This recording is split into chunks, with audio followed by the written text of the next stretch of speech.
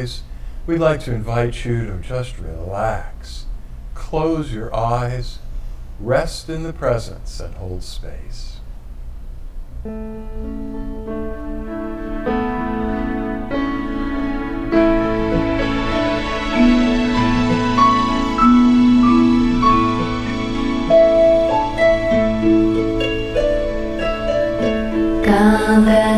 Ganapataye namo namaha.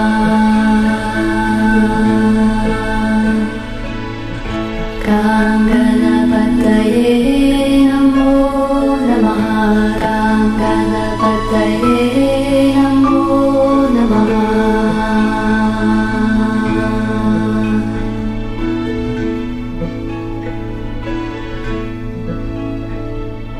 Jai Ganesha Gananatha Dayaniti Sakala Vigna Karadura Hamari.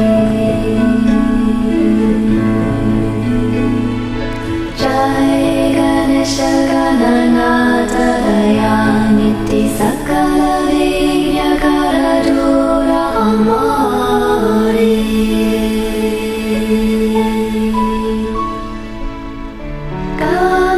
Ganapataye namo namaha. Ganapataye namo namaha. Ganapataye namo namaha. Ganapataye namo namaha.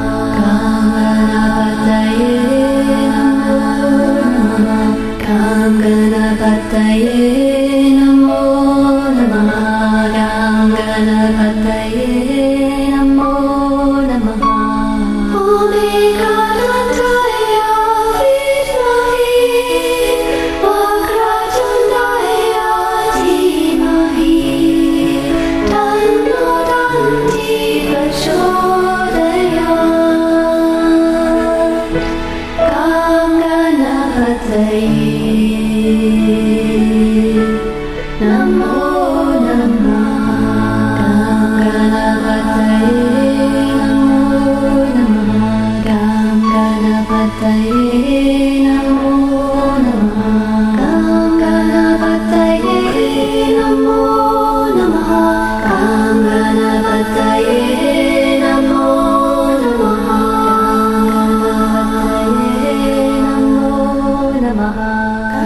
Ganapataye namo namaha.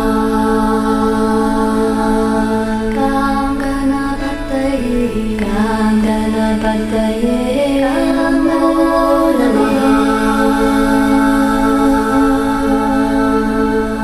Jai Ganesha Gananatha Dayaniti Sakala Vigna Karadura Hamari. Jai Ganesha Gananatha Dayaniti Sakala Vigna Karadura Hamari.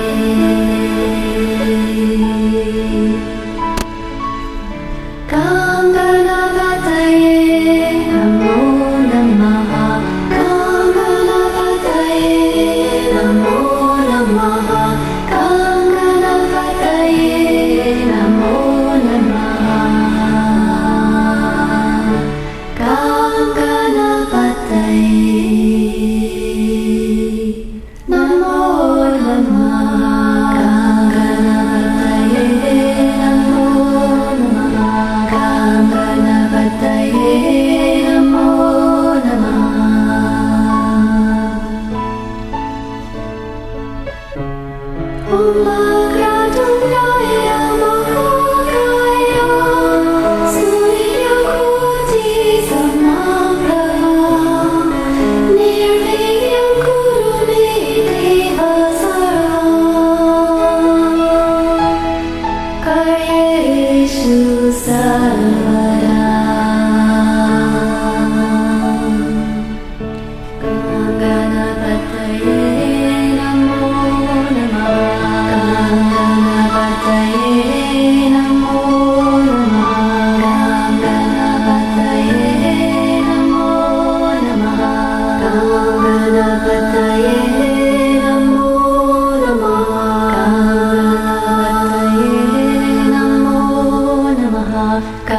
Ganapataye Namo Namaha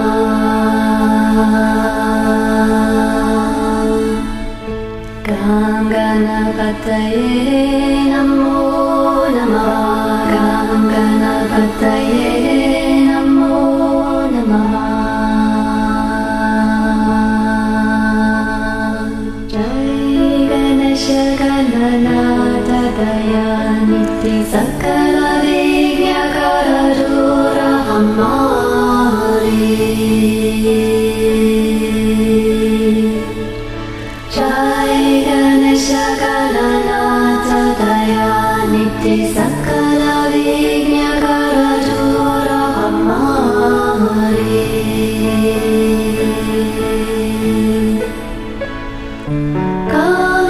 Ganapataye Namo Namaha Ganapataye Namo Namaha Ganapataye Namo Namaha Ganapataye Namo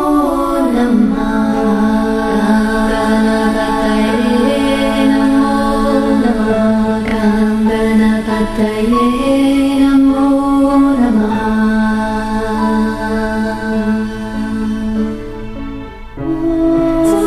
Suklambaradharam Vishnu Sasivarnam Chaturvujam Prasannavadaram Dhyaye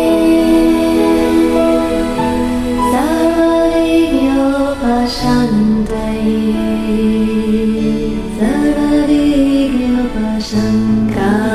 Ganapataye Namo Namaha Ganapataye Namo Namaha Ganapataye Namo Namaha Ganapataye Namo Namaha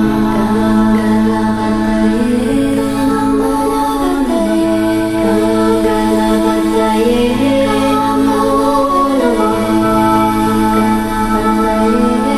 Namo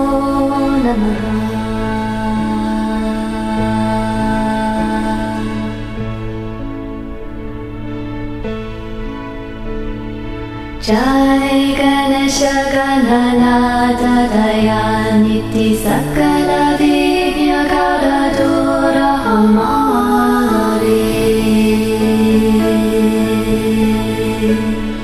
Jai Ganesha Gananata Dayaniti Sakala Vignakara Dura Hamari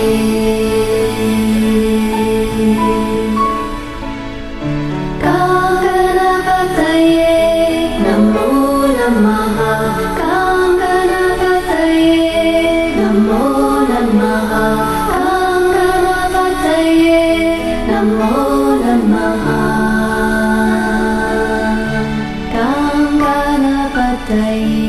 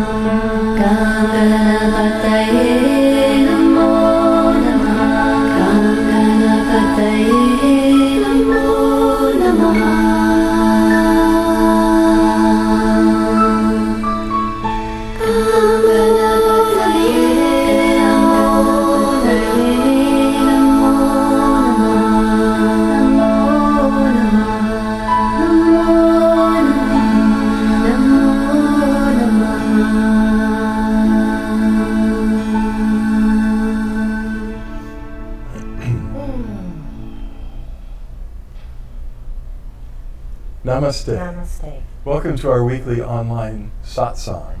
Satsang being a Sanskrit word that means pretty much spiritual community, but a special kind. Literally, it means community of truth. It's where two or more people who are seeking the truth of our true selves, our true nature, oneness with the divine, come together to share our journeys and our presence and our challenges. We have a satsang. And it's a very important part of the spiritual journey, to join together with others who are experiencing the same path that you are. All of our paths are unique and different slightly, but they parallel one another. So we're glad you're here tonight. We this coming Sunday is our monthly interfaith communion with the cosmic Christ. More and more people of various religions, of no religions, different spiritual traditions and paths, have growing experiences of Christ consciousness. And they may not relate to many aspects of the Christian religion, and that's understandable. They still feel the heart path and feel this connection with the Christ. The Christ being the spark of divinity that's at the heart of everything in creation in the universe. And so once a month we invite people of all faiths to come together and experience the presence of the cosmic Christ, who has always existed, always will exist. Jesus of Nazareth is believed by Christians to be a human incarnation of the cosmic Christ. That said, Christ has existed forever as that aspect of God in the heart of all created things. And it's the characteristics of the Christ are unconditional love, compassion, mercy, healing, and the Christ within holds the blueprint for transformation, spiritual transformation, evolution. So join us if you can.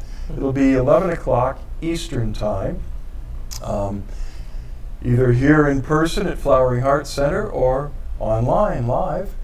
And the subject that we're going to be talking about is fairly important. This coming Sunday will be the power of the tongue. And I'll say no more. You'll have to tune in on Sunday or watch the recording. We share during these webcasts something we call the Flowering Heart Blessing. Hridaya, Vikasa, Diksha in Sanskrit, but who speaks Sanskrit? So it just simply means Flowering Heart Blessing. And the Divine shared this with me and Suzanne going on 10 years ago now, I think, right? 9? Just over 9. Just over 9. That's still a long time for us. But the blessing's been around forever. There are many different kinds of blessing. The Flowering Heart Blessing focuses on awakening the divine within. That, you could call it the Christ, you could call it the Paramatma, the I Am, God within. Awakening that presence and our direct connection to it as the source and the center of our true selves, our true nature. The Flowering Heart Blessing catalyzes that process of awakening into oneness with the divine and with all that exists. The divine showed us that we should give it away. So that's what we do, basically. We just share it, and no cost. And for those who are interested in sharing the Flowering Heart Blessing, you're already initiated if you're here tonight, because you're soaking in it. The divine showed us that receiving this blessing once activates you and empowers you, initiates you to be able to share it with others. Just by holding that intention in your heart, lightly touching the top of their head with their informed consent, because this will change things for them. And just leave your hands there very lightly, as long as you intuitively feel it's right. Usually 30 seconds or so is enough. You can also share the blessing at a distance, in prayer or meditation, just by holding a person or group of people in your heart with compassion and inviting the divine to flood them with the flowering heart blessing, the rest the divine does. You don't need to know how, because you're not doing it. We have a 36-minute video on our website at floweringheart.org. It's right on the home page and various other places on the website. And it explains a little more about the flowering heart blessing and then has a guided meditation of initiation. So if you wanted to share it, the flowering heart blessing, with someone else or some other people, maybe start a blessing circle in your own community, you can just turn on your computer and hit the play button. You're welcome to download it, share it with people. It's absolutely, I was going to say it's our gift, but it's actually not. It's open. Well, it's the divine's gift. Exactly. So, so 11 o'clock this coming Sunday, we already touched on that. And if you're here in person, we have a potluck lunch about 1 in the afternoon after the interfaith communion. And if you're coming, bring something healthy and yummy, and we'll see you there. Otherwise, we'll connect with you online. We like to open these satsangs to questions and answers about the spiritual journey, about divine union, awakening, meditation, prayer, past lives, future lives, alternate lives. Whatever you would like to have clarity and insight about, please feel free to ask. Check inside now and ask that inner divine, is there something you might ask tonight in the satsang that would stimulate the conversation? It seems to move the divine to give Suzanne and me inspiration to share with you. So that's really a part that you can play in a very dynamic way in these satsangs. Best questions are about struggles or inspiration or sharing about your spiritual journey, maybe some insights you've had or some problems or, something you might need some extra prayer for or clarity on. Yeah. So while you consider that, I'm going to share some quotes like I do each week from a website, inspiringquotes.com, where a group of authors writes very brief articles and lists of quotes from illuminated people throughout history that shed light on the topic of their little articles. Tonight is one of my favorite subjects, and it's on 15 Rumi quotes on spirituality and love. Nice. Just love Rumi, so been waiting all day to get to this. This article and collection of quotes comes from Julia Travers. Julia is a writer, an artist, and a teacher. And thank you so much, Julia. So here's what she has to say. Poet, spiritual teacher, mystical dancer, and cultural leader. The writer, known as Rumi, held many roles in the 13th century and continues to be one of the most popular poets in the world today. Jalal al-Din Rumi was born in Afghanistan in 1207. He traveled through Uzbekistan, Iran, Syria, and spent much of his life in Turkey before his death in 1273. He wrote in Persian, Arabic, Turkish, and Greek, and is widely seen as the most influential mystical writer in the Muslim tradition. His deeply human and universally inspiring works have now been translated in more than 20 languages and sold millions of copies. Rumi's father and grandfather were traditional Muslim preachers and scholars, and Rumi followed in their footsteps. But when he met a wandering holy man named Shams of Tabriz in 1244, he embarked on a new life journey into mysticism and poetry.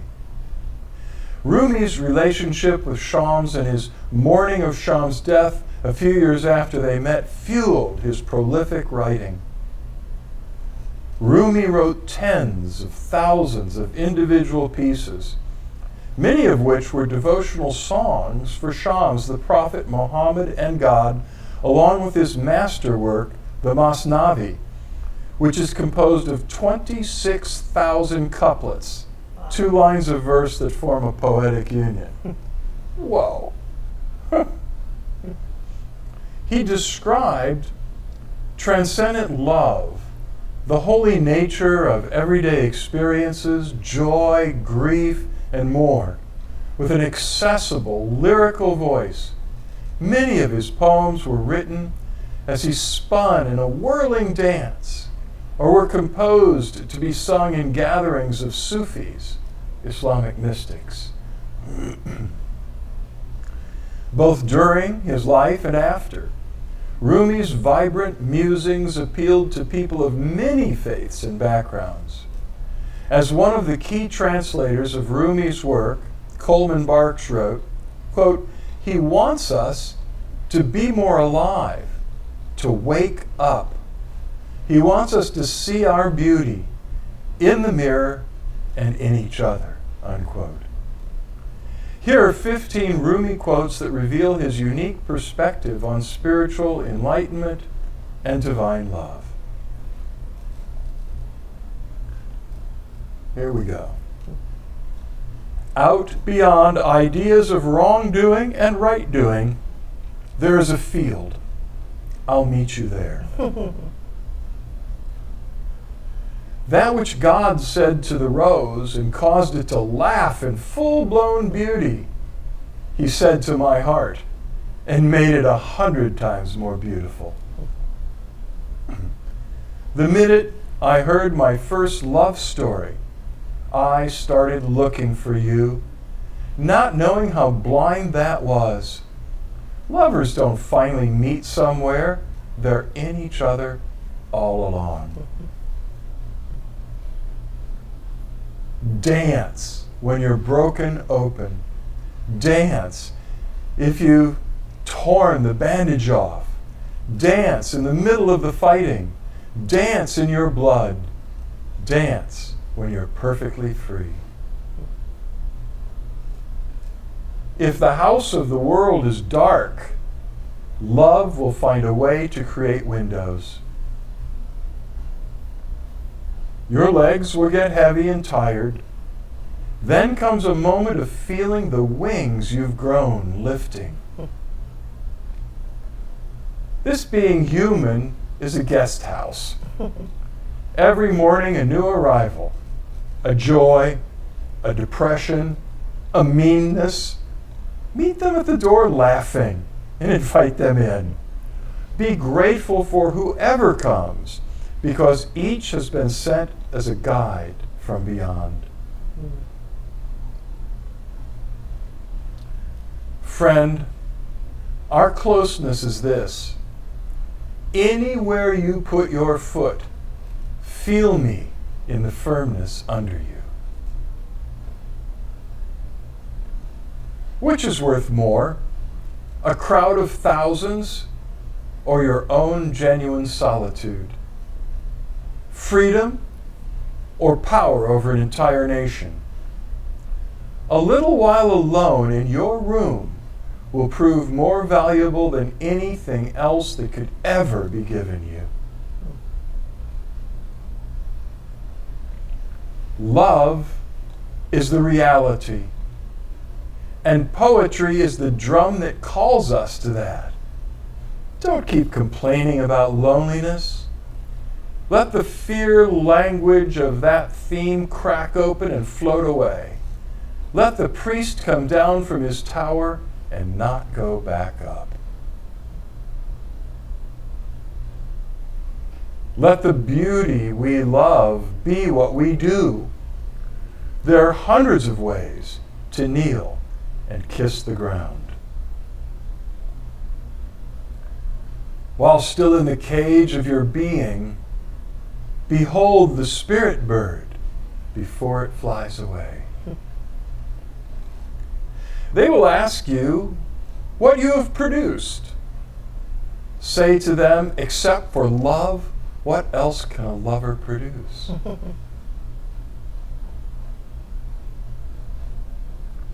Birds make great sky circles of their freedom. How do they do it? They fall, and falling, they're given wings. Submit to a daily practice. Your loyalty to that is a ring on the door. Keep knocking, and the joy inside will eventually open a window and look out to see who's there. Nice. And more than 26,000 others. Prolific. Yeah. And Shams is inspiration is considered to be one of the greatest mystics in Islam of all time. As well as Rumi, who's the most well-known probably, I think. Okay. So, you may have to tell me, Michael, how this pertains to you in some way. Michael Christopher writes, does seeing a certain animal cross your path numerous times have any significance? It can. It can. And certainly in many of the indigenous and shamanic paths, there's often great importance placed on certain animals crossing your path. If you read the Castaneda books and his apprenticeship under the Huichol shaman Don Juan had a lot to say about the omens and portents that certain animals appearing could present. He especially had a lot to say about black crows. And we have a friend who's a Brahmin of Indian descent. And after I was bitten by a snake a few years ago, he was telling me what a great blessing that was in their tradition. And which foot? Oh, that foot? Well, that means, thus and so. That's really great. And we know another Hindu gentleman who, when visiting his father in India, sleeping in the bed, he was awakened by a giant golden cobra that had slithered up between his legs and was now the head and upper body was on his chest, and it reared its head in front of his face and opened its hood. And of course he was saying his prayers because, yikes. And the snake just leaned forward and kissed him on the forehead, and his third eye was opened, and it turned out to be an incredible divine blessing. His guru was a Siddha yogi, and they work with the Kundalini energy, and the cobra is a great symbol of the Kundalini energy, the divine Shakti that is awakened in many yogic practices. Whole other idea about that in Western Christianity, right? Snakes, and often used as a type of a sort of dark omen. But you have to pay attention. I had a period of time where turtles kept crossing my path, and things were really out of order at first. And turtles in some indigenous traditions are seen to be like the foundation of the world. That the world was created on the back of a giant turtle. And I was driving down the road and I couldn't miss it, and I ran over this turtle. And I just felt terrible, horrible, and somehow I knew it was linked to what I was going through in life at that time. And I took it very seriously. And when the work was finished and things had come back into order, I was going down the same road, and the same kind of turtle came right out in front of my car, and I was able to stop and let it pass. And I knew then that I was being blessed, and that the foundation of my life had been off center at first. And when this process of self-examination and transformation was finished, the turtle spirit came and let me know everything was cool again. So you have to pay attention, I think, and people are different, and you have to follow intuitively. I mean, I knew what that turtle meant. I didn't know about the snake biting my foot, where it bit me, and which foot. I didn't know. So sometimes it can be helpful to ask a shaman, but different shamanic traditions have different ideas about what the meaning is of the animals or the totems that appear.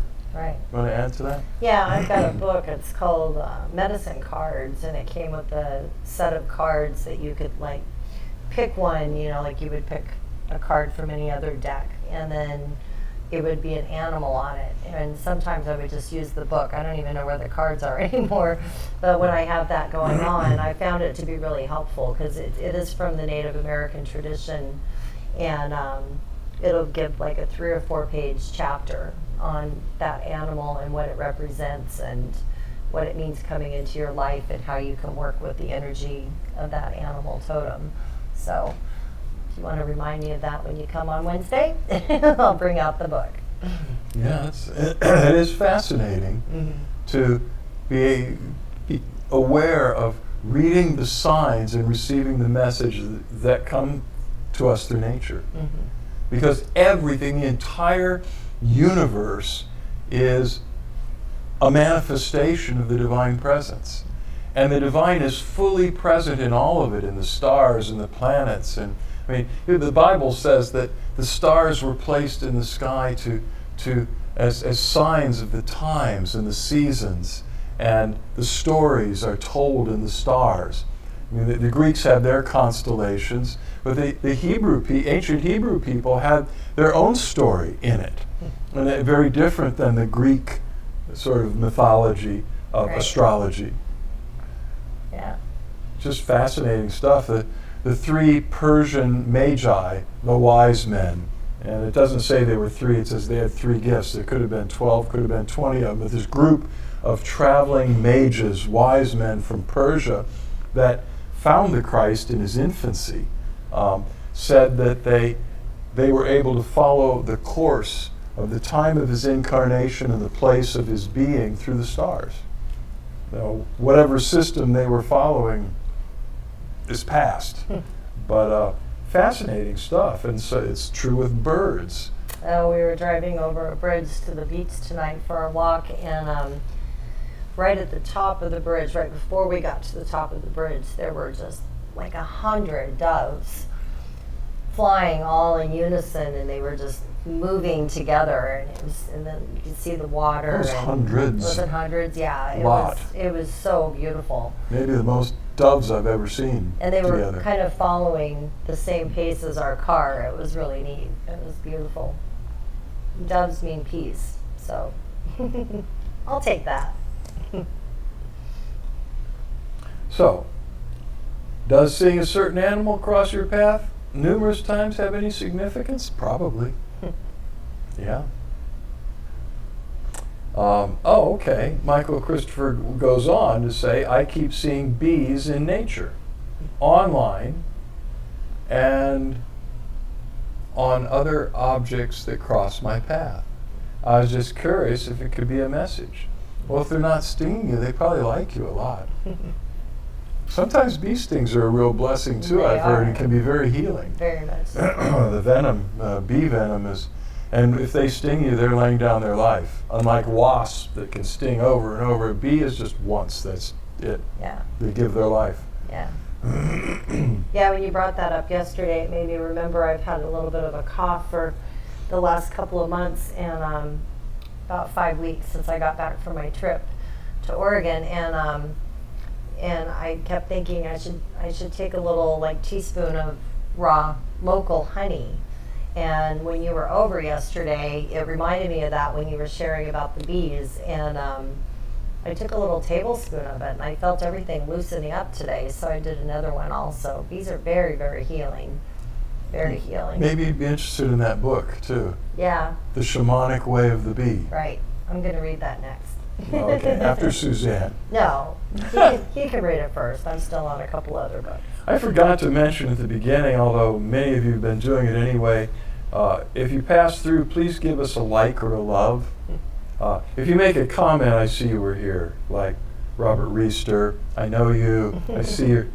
Rob says, stay safe in the hurricane, my friends, and yes, You too. you too. And it isn't a hurricane yet, is it? I don't think so. I don't know. But they expect it to be, and We'll see. yeah. We're sending prayers and lots of energy that is just going to kind of blow on through as usual. So help us in sending those prayers too. I do have a bee story. Michael and I pick up garbage on the beach, and one day we were walking, out like a couple weeks we were walking, and we saw all these struggling bees on the shoreline. So I would take mangrove seed or, you know, some kind of a stick or something, and I pick it up and move it up to the dunes where the plants were. And I just kept doing this on our walks. And one day I couldn't find anything but like a little tiny leaf, and I picked it up on that, and the bee stung me. It crawled onto my finger and stung me. And I was really upset. I was like, I'm sorry you lost your life, but you know, I've been helping you bees for weeks now. And I didn't want to get stung. And I had had this little pain right here for, I don't know, a week or so. And I could feel the venom go up my arm and go into that spot, and it released whatever that blockage was or whatever that pain was. And then I just said lots of prayers for that little bee in the bee kingdom, because somehow that little bee knew that I really needed just that little bit of venom in that one little spot to clear up one little issue in my body. So that was kind of miraculous. Nice. Yeah. Any other questions? Led to a good discussion. Thank you. Mhm. So yeah, we will hold definitely the potential hurricane in our prayers and intentions, especially when we do the more intent blessing a little bit later. And you're welcome, Stacy.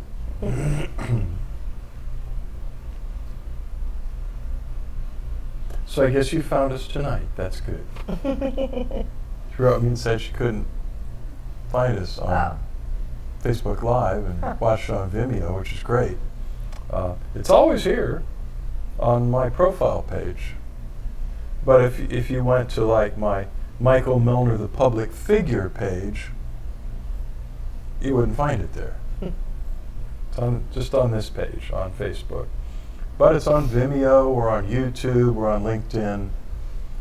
You'll find it somewhere. Plus, we keep the recordings up for like forever. So. Right. And you can always go to the link. Michael sends out an email every Monday. And if you're not on our email list. If you're not on it, you can go to floweringheart.org, and at the bottom of the page, almost at the bottom of the page, is a link to subscribe to our emails. And Michael only sends out like one a week unless something special comes up, and then the day before the communion. So you'd only get probably about 5 emails a month. And in those emails, there's a link to the webcast that you could just click on, and it'll go directly to it. That is true. Yeah. Which is so easy, even I can do it. Not very computer savvy. Ekaterina says, sending you blessings. Yay. Thank you. You too. Appreciate it. Well, I think it's time to go on. Okay. So, I'd like to invite all of you to close your eyes and open your hearts. I know your hearts are already open. That was silly. Silly. But close your eyes and just welcome the divine presence within you. As it pours out of your heart into all the layers of your being, blessing, healing, transforming. It was Rumi, incidentally, who said, "You are not a drop of the divine ocean. You are the entire ocean in a drop. The fullness of the divine dwells within you, at the center of your heart of hearts.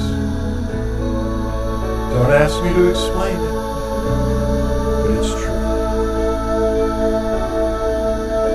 This being, the divine presence who dwells within you, is pure, unconditional love. That means its love for you has no conditions, no strings attached.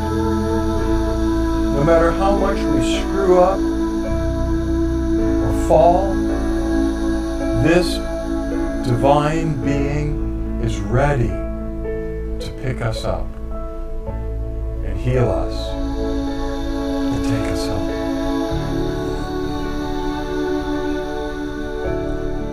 It is all powerful.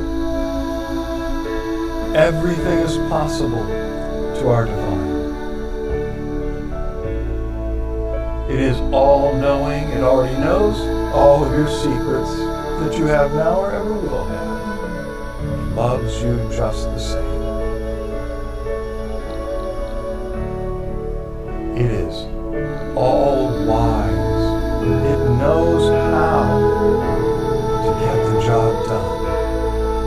So just welcome the presence and receive the blessing of your inner divine as it pours out, flooding your heart with the light of divine union and spiritual awakening. The divine knows that all of our suffering is because of that illusion of separation, duality, or distance. And it yearns to dissolve that illusion, to dissolve the veil, to flood your being with light and life and love and grace, pouring out through your heart into your soul, into the realm of your thoughts and your feelings, your emotions and your programs, to dissolve all wrong thinking, negative feeling and programming, and to replace it with divinely inspired ideas and thoughts and feelings and plans. Just receive. Just soak it up. Welcome it as it floods your being from every direction, from all around you, from above you, from beneath you, especially from within you. The presence yearns to illuminate your heart, to inspire your soul, your feelings and thoughts, and to flood your physical body with healing, with divine health and life. Receive in your body the presence that melts suffering and pain, blocks. Let it fill you with life and spill out into all of your relationships to heal them and make them right, to shine out through your life, to ripple out through you, touching all the people around you, rippling out into infinity. Just allow and receive.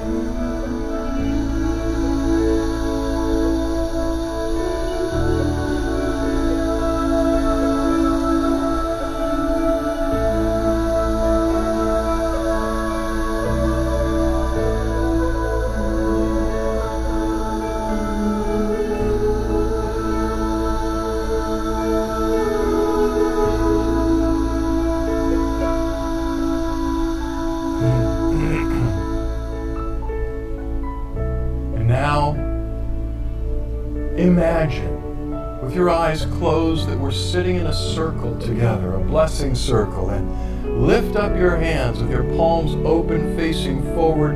Let us invite the divine to pour the flowering heart blessing through all of us, to all the others in the circle, as it pours back to us through them.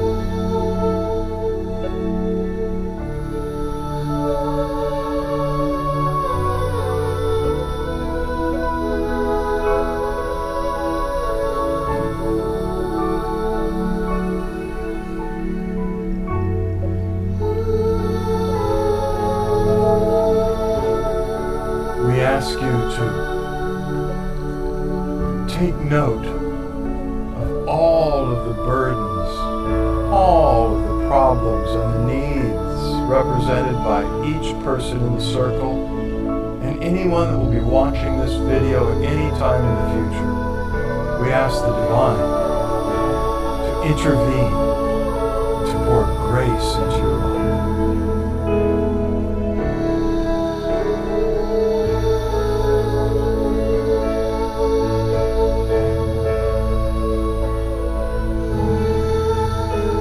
Open our hearts to the song of the divine through nature, dear God. Thank you for opening Michael's heart, and for that very beautiful, positive sign that the bee represents.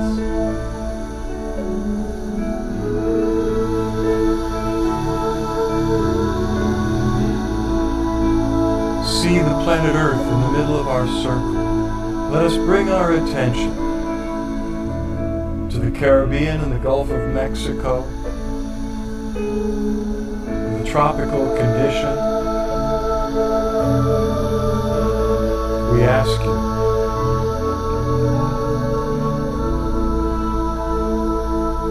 to protect all the people and all the property on all the shorelines and all the places this storm may go from harm.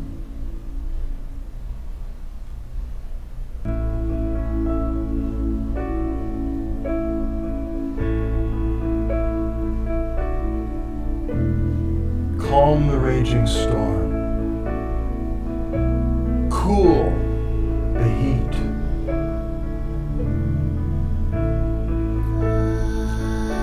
Slow the winds.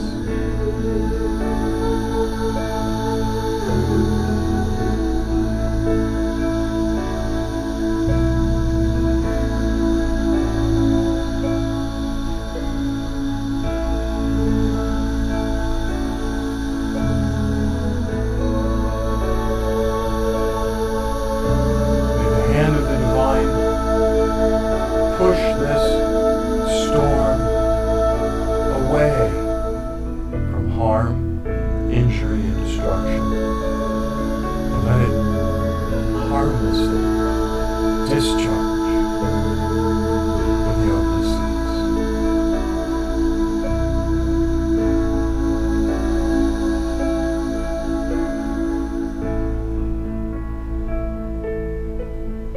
Visualize all across the surface of the earth 8 billion points of light.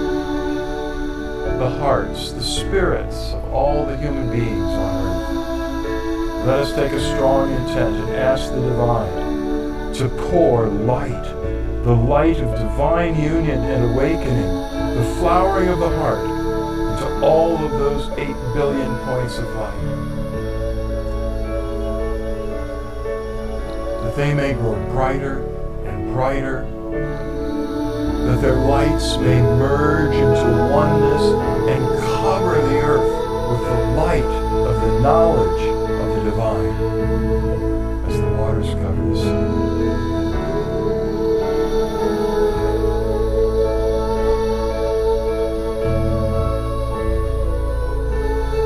Melting away fear, hatred, anger, violence, melting away selfishness, self-centeredness, and in its place, passion.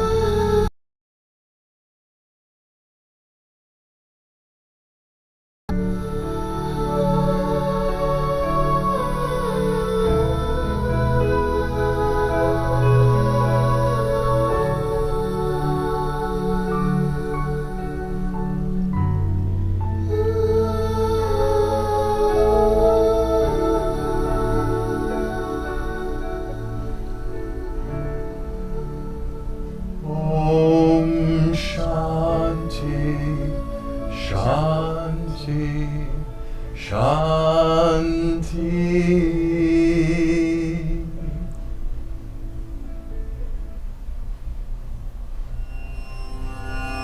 Now you can relax your hands in your lap somewhere. And when you're ready, open your eyes and begin to make direct eye contact with Suzanne and or me as we dive into the light meditation, the open eye light meditation. During this blessing, Suzanne and I are flooded with oceans of light and love and grace, and it pours through all of our being to you, especially through our eyes, the windows of the soul. Just keep gazing at least one of our eyes. That's all you need to do. Just keep looking and connecting, and the light streams out of our eyes into your eyes, into your heart, causing the light of awakening, the fires of divine love to shine brighter and brighter and brighter.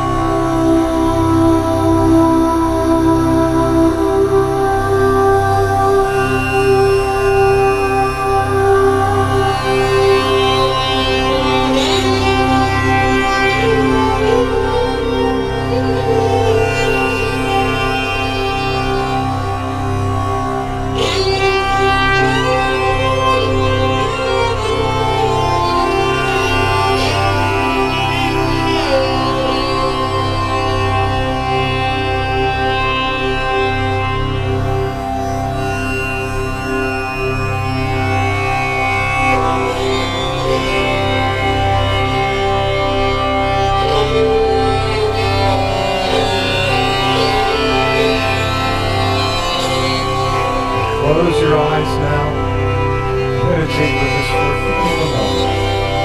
The great subtle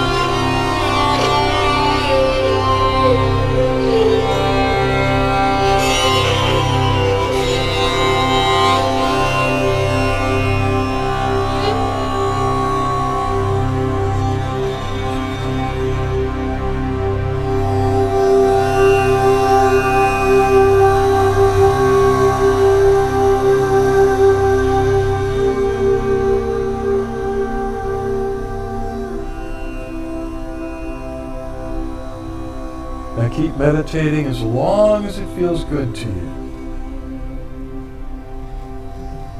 Or you could lie in Shavasana, which is simply to lie on your back comfortably with your eyes closed, your arms loosely at your sides, and just let yourself dissolve in gratitude and presence. We love you very much. Much love, light, and blessings. Until we meet again, know that the divine within us beholds the divine in you.